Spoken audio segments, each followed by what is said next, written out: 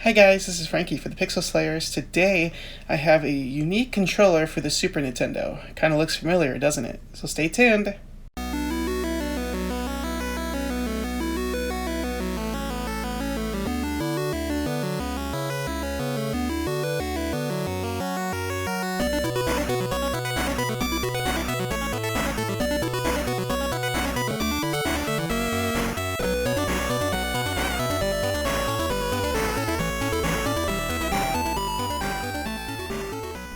Okay, so this is the Competition Pro controller by Honeybee.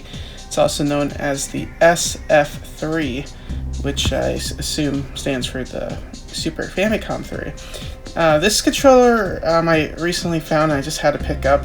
It is very unique. It looks just like a Sega Genesis controller, except the obvious difference is it's for the Super Nintendo.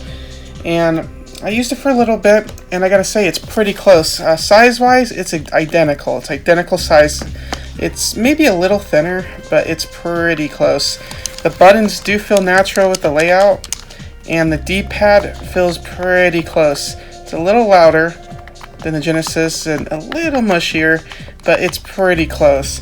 My biggest problem is the start button's all the way over here. I always find myself hitting the slow. And then these things are, a little wonky the way they're laid out. I would assume that L and right should be on top, and then these should match this, but what do I know?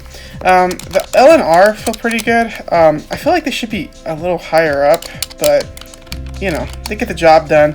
Overall, this is a pretty good controller if you have bigger hands and you don't want to use the Super Nintendo controller. And if you just really like the Sega Genesis controller, this is definitely a solution for you on your Super Nintendo. The build quality is pretty good. No squeaks here.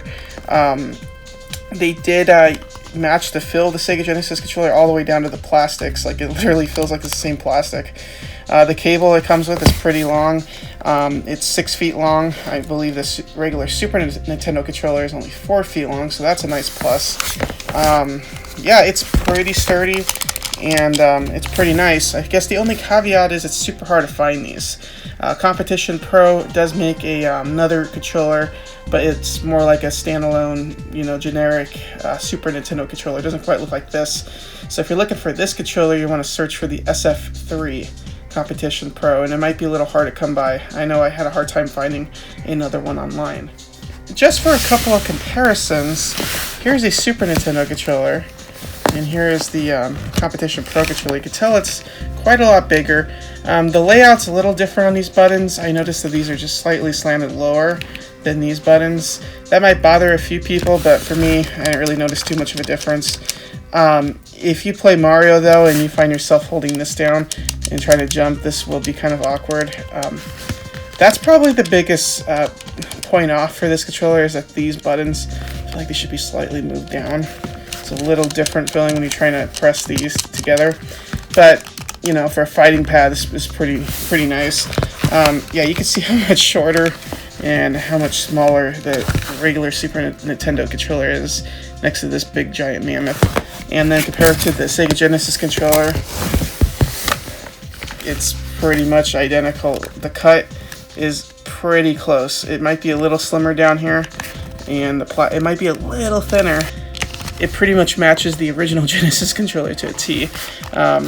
So yeah, it's pretty close to this. The D-pad is a little bit more mushy, not gonna lie, but it does feel like it has more response than this one does. But some people might like that, some people might not. I guess it's just your preference. But yeah, it's pretty much a Super Nintendo controller that looks like a Genesis controller. And it's a solution for those who have big hands or just really like this design. They did a very good job mimicking it. And there's a couple little design flaws. Like I said, these buttons should be moved down just a slight bit to give you that ratio that you're used to if you're holding down. But it's not that big of a deal because these buttons are so big that you'll still be able to do the same moves. You'll just not be centered on the button. But, I'm just nitpicking at this point.